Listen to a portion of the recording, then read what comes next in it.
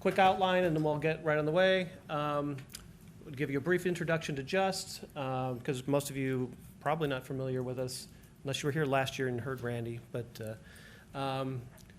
And then sort of get into where LabKey fits into the whole picture of what we're trying to do, segueing into some of our internal software, something that I have been working on for the last 2.5 years, and sort of how that fits into LabKey. And then it's sort of the Whitman sampler of some different ways that we're integrating various parts of our pipeline. And we're young enough that there's a lot to do, and so we can just kind of cherry pick some of the worst efficiencies or the most pressing needs. And so it's going to seem like we're kind of skipping around a lot there. But and then we'll wind up with sort of how we're making use and how we plan to make use of this data in building predictive models with some of our data scientists. So Just has been around since 2014, only about 3 years now. And we're a biotech in the standard sense, but we really don't think of ourselves as a biotech. We're a technology company. And the perhaps sort of ridiculously idealistic goal or mission statement that we have is to be a disruptive force in the biotech industry to actually bring the price of biotherapeutics down to a point where it could actually be affordable to people all over the world, as opposed to just sort of the people in the first world who have good insurance. Because since the advent of biotherapeutics in the mid-'80s, it really hasn't happened. And so unlike small molecules, there is a reason why they're so expensive. It's a pretty complicated process to build the process for manufacturing these things and actually carrying it out. And so we're about 75 people now, and most of us have several decades worth of experience in the large pharma industry, and sort of see this as our chance to sort of get behind something that we can believe in. So this is sort of a standard pipeline slide, where in a large pharmaceutical biotech company, you usually have some rather large silos that go with the pipeline, where you have research as one silo, the process development is one silo, the manufacturing is another silo, and then there's interactions and some handoffs in between the two, but there's really not a whole lot of intercommunication between these different groups. And so one of the ways we're approaching this is we're looking to sort of integrate holistically all of these things together, and to have feedback from, for example, the process development, so that it informs what we're doing on the molecular design side, so we can build better molecules for going into process development. So there's feedback here, and there's also components in the manufacturing where we're looking to do smaller, more nimble manufacturing, and I'm not really going to go into that here today, but it's an interesting story there too. Our plant in our sister company in China is close to completion now, and by next year I think should start producing drug. So to underpin all of that, though, there's a pretty heavy data requirement, because as a technology company, we need to not only carry these things out, but we need to learn from it. We need to capture that data. We need to feed that data back and improve what we're doing in a sort of continuous fashion. And we looked at a lot of different products, like as some of the other speakers had described, and they were either like hideously expensive if you wanted to implement really enough seats to encompass all of the research scientists, or they were the sort of thing that you could cobble together with a couple of systems, something that would get you maybe 80% to what you in particular wanted to do, but trying to get that last 20% would be kind of difficult, and it wasn't going to evolve as we were trying to evolve our processes with something like that. And so we came to LabKey, and we recognized that they had a lot of the foundational pieces that we needed, but it was missing some things like the entity registration and some of the workflow management pieces and things like that. And we proposed to them, if we pay you to build out some of these things on your platform. Can you give us something that we can use here and then we could build on? And they actually sort of came back and said, this is something that we think is generic enough to be interesting to other pharmaceutical biotech companies, that they were willing to sort of invest some of their own time and effort in addition to what we're paying for the development costs. And so it's been kind of a joint effort on both parts, where we're sort of providing a lot of the feedback and the knowledge about the process, and they're doing the development work. And it's been going on now for that, since the fall of 2015, when, I think we signed the deal in sort of the back room in front of a freezer on a cardboard box or something in our old incubator space in Fremont, till now, when we have sort of the entire floor in the ISB building that includes a manufacturing capability sort of pilot plant site. So at a high level, what does this encompass here? What are the pieces we're looking for? We're looking to capture all of these entity types that feed into the process in an abstract kind of way. We want to capture the different buffers and ingredients and recipes that are being used to build the different media components, because that's a critical piece here. All this feeds into the experiments, which, for example, are things like a bioreactor run, which produces samples, and we need to track all of those samples in a LIMS system kind of way. We have to do high throughput portions of this where the samples maybe go into plates. We got to track the plates. We got to build work lists that help feed the liquid automation. And all this feeds into the assays, which in the LabKey server, there's good support already there for capturing and defining those assays and pulling that back into the system. So I'm going to segue a little bit to sort of the molecular design process and the software called Abacus that we use to sort of underpin all of this. This is what I personally have been spending the last 2.5 years building, and what it is it's a combination of an analysis platform for antibodies with an engineering platform. So as the analyst is doing these evaluations of the molecule, they can be making notes about what things they want to change and come back into an engineering module and actually carry out those changes and build a bunch of in silico variants. And so the principal reason for doing this is when you're a research scientist and you come up with a biologically active antibody, for example, that's really not the same thing as a manufacturable or something that you can actually convert into a product. There's a lot of stability and developability characteristics that you really should meet if you're going to actually go forward with that, because otherwise you're going to run into problems like precipitation, viscosity issues. You're going to have oxidation, deamidation, all sorts of things that can go wrong, and you're going to either have to do heroic measures during your process to get rid of those impurities, and it may take a hit on sort of your end yield, and that's going to obviously drive the cost up of what you're doing. So a lot of what we're doing with our partners that we work with is taking their molecules and engineering them for developability, making them more thermostable, and running bioassays on some of those variants and taking that information. And now we're trying to learn from that information.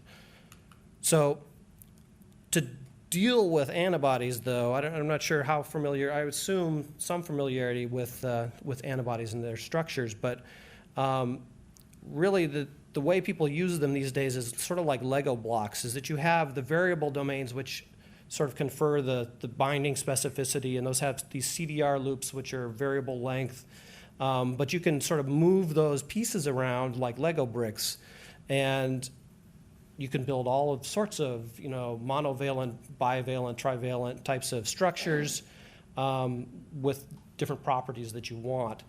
And so the platform has to be able to sort of normalize all of this stuff to sort of a common frame of reference, taking in the sequences for these and being able to analyze them. And so that is sort of at a fundamental level what the initial step that has to be done to enable the platform. And it's termed antibody classification. So the reason I'm going to sort of go into this a little bit is part of the agreement that we have with LabKey is that we have licensed this antibody classification process to be used inside of the biologics application. Because from our point of view, we wanted to be able to have things inside of the LabKey biologics already sort of recognized in terms of the components and the layout in the sequences. So to do the classification, what we're doing here is we're taking these possums or position-specific alignments, so to speak, and using that to sort of initially scan the sequences and detect things that are probably some of these various regions. And then we come back with the germline information that we've extracted from the NCBI and other sources, and then assign a more specific assignment to what those pieces are. Then we come back a third time and look at sort of some sub-alignment issues where you have to deal with the CDR gapping, and I'll get into the reason why in a minute here. And then deal with things like overlaps and unknown pieces by comparing them to a library of parts that can be defined. And then finally, what you're going to do is you're going to be able to have basically your sequence has each of the regions or domains defined then like beads on a string. And that pattern can be used to determine what the chain format is. And this is sort of a flexible kind of format where you could define, if you had a particular chain type that your company was using, you could define a specific chain format to match that. And corresponding to the chain format, there's a structure format that says how various chain formats are assembled into a structure.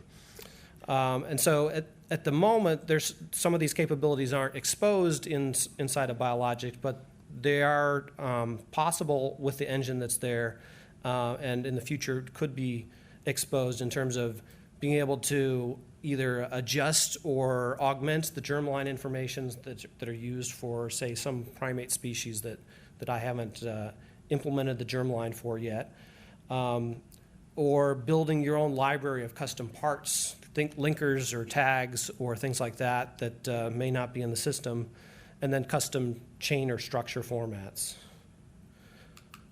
So what that looks like is that's described as sort of a beads on a string kind of thing. You have the different regions here as different bubbles. The slash is sort of separating between various chains. So the top one is sort of a conventional IgG1 antibody. And for compactness, I've compacted all of the constant regions into a single bubble there. But in cases where it doesn't have all of the parts of the constant region, like the bottom one, which is a fusion protein, it enumerates the individual parts. So you've got all these different regions, and then as well on the down lower at the sequence level, what we're implementing here is a structure-based alignment. And the point of doing a structure-based alignment is if you observe something on a particular residue at a particular position in one antibody, that antibodies has that residue in the same position as a different residue in another antibody. And you can sort of learn from that sort of structural perspective to look for commonalities and differences between them. And let's go into, we didn't come up with this antibody numbering scheme. This is something that's been around for a long time in terms of the variable region, but what we've done is we've taken that and extended it to deal with the sort of things you run into in a day-to-day situation. So being able to assign constant region residue positions, because people do modify the constant regions even if they're called constant regions. And being able to deal with things like insertions and multiple copies of the same types of regions. Putting all this together lets you sort of uniquely address each of the residues in the structure that way. And by having that ground framework, it allows us to then build all of those analyses on top of it. And so, again, this is the structure-based alignment comes out of the classification. We're not using it or displaying it yet in biologics, but eventually this can be exposed. And then in our case, what we're doing is from Abacus, we're taking all of these, in some cases hundreds or thousands of variants that we're building in silico, and we're using the LabKey API to push those over into the biologics product, which, by the way, is just another set of modules on top of the LabKey server. There's not really any difference. I mean, they're building it the same way that they build everything else. So, and the API that I'm using is just the standard Java API. So I'm going to segue a little bit to now some of that smorgasbord of different use cases. So I'm starting with some simple ones now where one of the things we started with was just getting some assay data from instruments into the LabKey system with as little user intervention as possible, because even the smallest amount of user intervention, they may want to bypass it or not think about it one time or things like that. So in this case, what we're doing is implementing some simple folder monitors where the files directly coming off the instrument are seen, interpreted, pushed in through the API, and that seems kind of simple, but even with these simple ones, we found that if you stopped and think about it, there's all these things you got to deal with, like what happens if the network is down, or the LabKey server is down, or the particular system here goes down. Is it going to, or is anybody going to know about it when you've got 20 different lab instruments and one of them isn't reporting its data up? So there was a lot of things that we had to solve in terms of tracking these different things, queuing the results so that if it's having trouble communicating, it's going to keep retrying that, things like that. And then sort of going up one step further, there were a couple places where we have multiple assays feeding into some existing analysis systems. In this case, it was the Waters Empower system for dealing with chromatography data. And there was a bunch of assays here that were feeding in through that. So this was an easy win to pull a bunch of things into assay with one sort of import process. I got to say, trying to deal with the Empower API that they call it, was sort of a really nasty piece of business, and so I actually gave this one to Russell to deal with, because he has more of a higher Windows tolerance than I do. But we were eventually able to get a process where the analyst can sign off on the data that's in Empower, so we know what has been processed completely or not. And it's able to suck that in and put that stuff into LabKey in our cases, we're pretty much just dealing with simple GPAT kind of assays at this point. We haven't tried to move up to some of the more complicated types yet, but we're going to have to, in the coming months here. So switching a little bit to sort of sample generation, one of the things what we're doing is building some rapid prototypes in our own framework that we know how to build rapidly. So in some cases, it's only taking like a day or two for us to put together something that we can put in front of the users. The user tells us it's crap. We go back. We'd spend another 2 days refining it. The user tells us it's getting better. We go, so it's an iterative process. But because we're able to do that quickly in the framework of our choice and using the LabKey API to push stuff in, what my hope is that we're saving time for the LabKey folks, that if they think it's general enough, it's something that can go into the product, they can take the benefit of what we've learned from going through multiple cycles with our users and go more directly to some answer that's going to be useful. And in this case, the people running the bioreactors have a whole lab full of instruments that they're trying to pull samples from on a daily basis. And we had built something for them where they could enter some of the information, and it would generate a LabKey sample for them, and they could put it in a vial and put it in the fridge. And they were making mistakes. So even there, it wasn't simple enough. So Russell and I sort of put our heads together and thought, how can we simplify this down to just like a simple kind of dashboard view that gives them like a one-click, create me a sample kind of view, one-click, print the barcodes out for this sample or for the whole set of samples. And this is what we sort of came up with to do that with. And it turns out as soon as we rolled this out, they stopped making mistakes almost completely. It was sort of day and night. So there is a lot of use in terms of pushing the UI to a level that is going to be more intuitive and easy for the user. It does eventually pay off. This is another example where the users who were submitting sequencing samples to an outside vendor in this case were spending way too much time getting these trace files back, manually assembling the trace files, comparing the trace files to the reference sequences. It was all just sort of, it was taking them hours for these large sets of sequences. And so we've just recently been putting together a system where they can just tell us which nucleotide sequences they're picking clones for when they're doing colony picking in this case.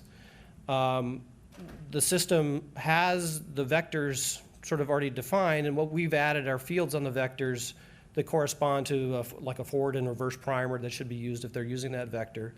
And then based on the length of what they're trying to sequence, we either build an assay request for just the forward or the forward and the reverse.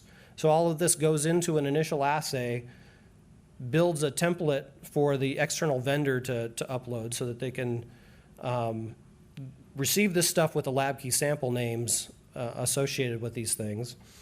And then when these come back, the trace files can be loaded in mass into the LabKey server through another portion of this helper piece and associated with the assay. And that kicks off a monitoring process which then is able to take those trace files, go and do the contig assembly and trimming off these things, compare them to the reference sequence which it already knows about from the initial assay design, and then puts the results of these things back into the database. And then we're going to be working with them to take those things and basically rearray those out into some master plates that they have of which were the actual clones that had the DNA verified on them. So again, a lot of these illustrations here are sort of simple time-saving kinds of things. In this case, the cell line development, as it is in most organizations, is really one of the largest bottlenecks in terms of the development process. It takes months to develop stable cell lines for clones, and we're trying to sort of push them into higher throughput, different technologies.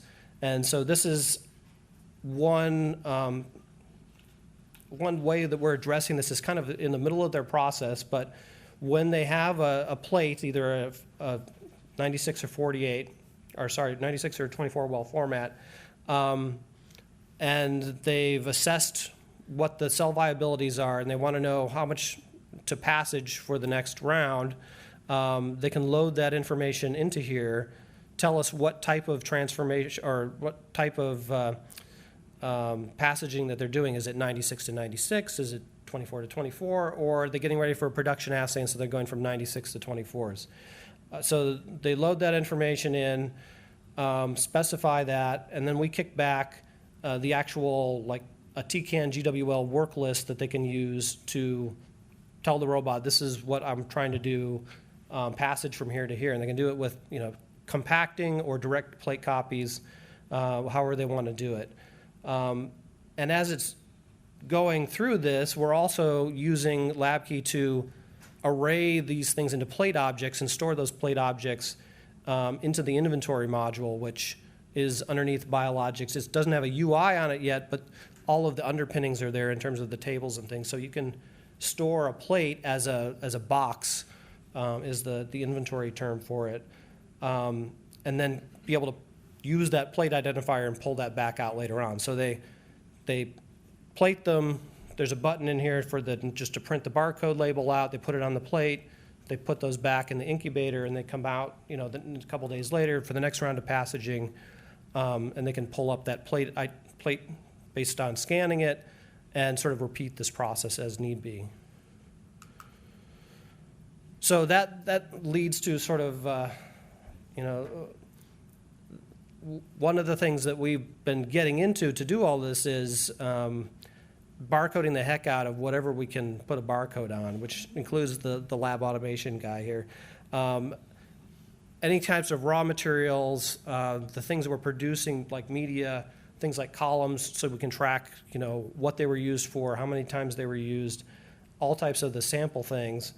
And this was kind of new to us, so we're still sort of learning the ins and outs of this. We're using Bartender to, we basically built sort of a universal printing service through that, where we can define some different label types to go with some certain label stocks, and then the different printers have a dedicated label stock size that goes with them. And then from these applications, and hopefully eventually from things like biologics will have a way to do this too. You have one-click kind of printing functionality to generate these stickers that they can put on the samples and containers and different things. So it's pretty new. People in process development, historically, at least in my experience, haven't had to do a whole lot that was very automated, unlike research. And so it's a learning process for them too, in terms of getting used to doing all of this stuff. But once they sort of see the power of it, then they're really, gung-ho and ready to start, as I said, sort of barcode everything.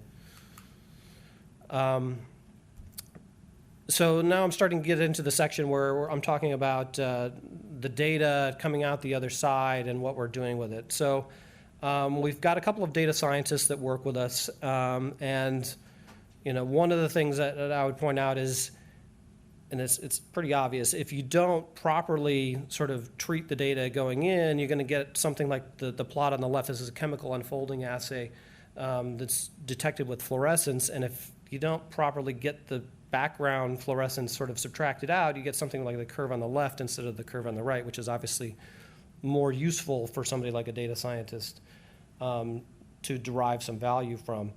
And this also speaks to the benefits of using the assay modules and things to get some nice consistent nomenclature for the different fields, which is helpful to the data scientist.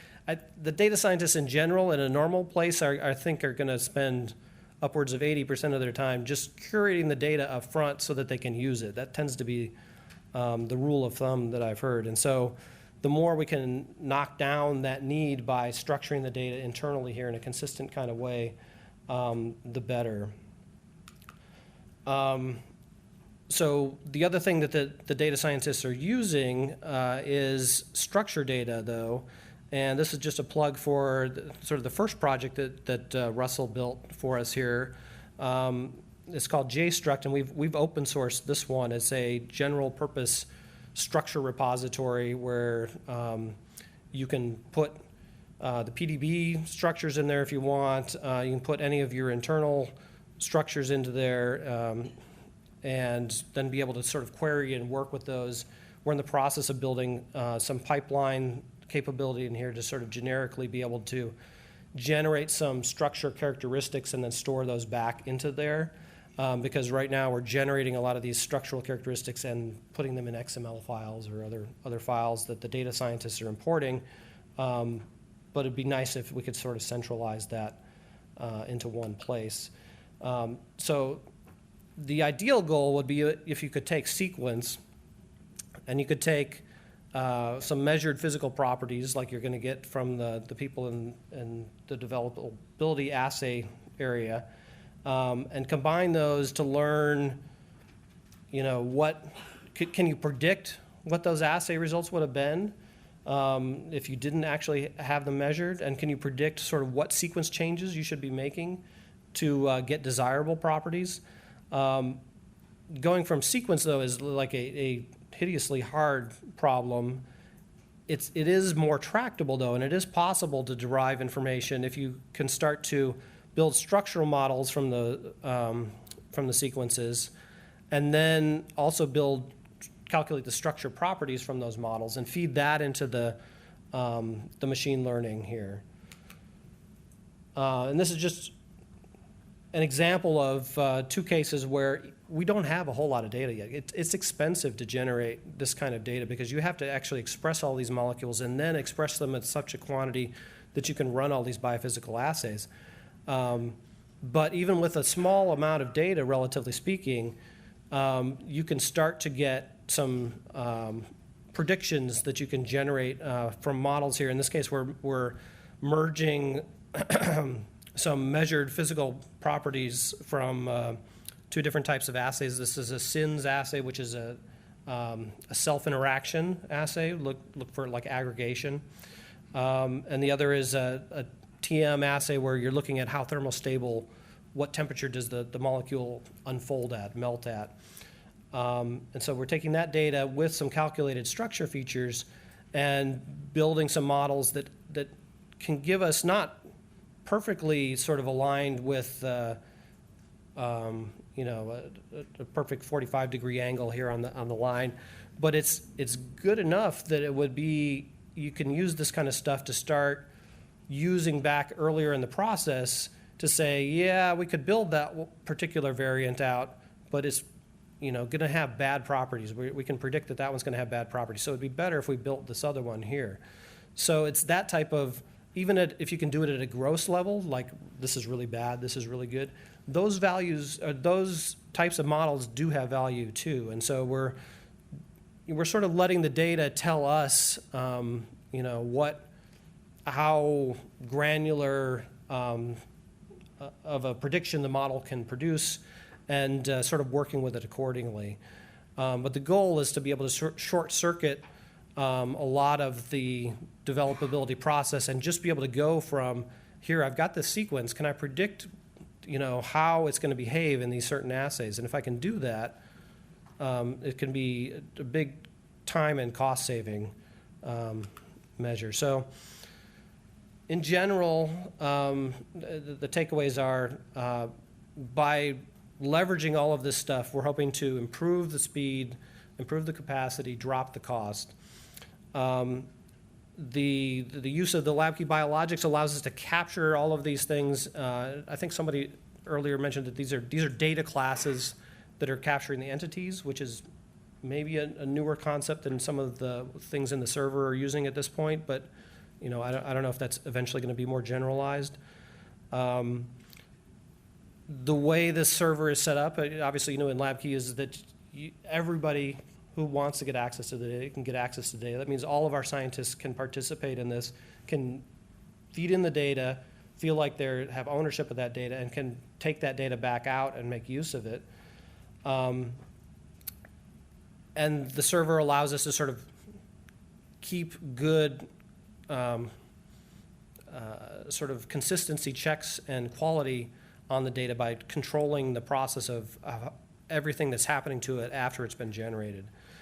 And then in the end, as I was showing, and I'm sorry I can't show a whole lot about that. This is something that we're working pretty actively on right now in terms of building these models and figuring out what we can do with them. But there's definitely a lot that can be learned, even from small amounts of data, given the right analysis tools. So that's all I've got here.